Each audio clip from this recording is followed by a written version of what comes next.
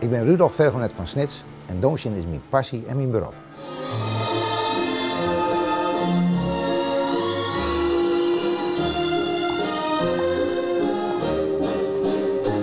En toen ik 6 jaar was, toen zit ik al op het bankje bij de danslessen van mijn huid en mem te zien. Sinds ben we zondagen in de week in Snits bezig.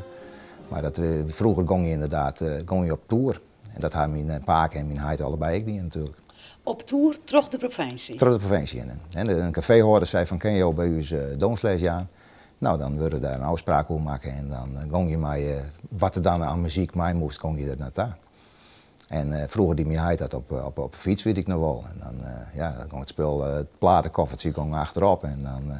En mem op de tweede fiets, maar als je twaalf gingen ze dan richting Dwarpen. En ik danslessen die sociaal ontzettend belangrijk. Mensen komen bij elkaar, ontmoeten elkaar, kwamen ik vaak hun levenspartnertje in.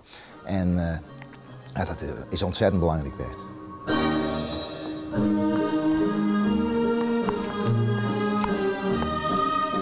Bewegen op muziek is een geniaal verhaal natuurlijk. Hè. Met een lightshow, als een draadje op een gegeven moment goed gaat, zat er ontzettend veel plezier aan. Hè, er zijn mensen bij die zeggen, nou als het binnen 4 minuten net leuk is, dan ben ik voort. En die komen tot ontdekking dat het wel leuk is en die schrijven ze mijn horatje voor de komende 5 jaar in. Dus dat is heel apart.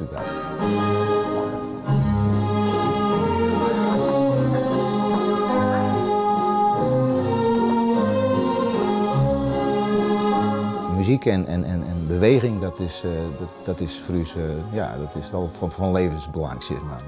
Net alleen commercieel, maar gewoon dat is fijn vinden om te doen.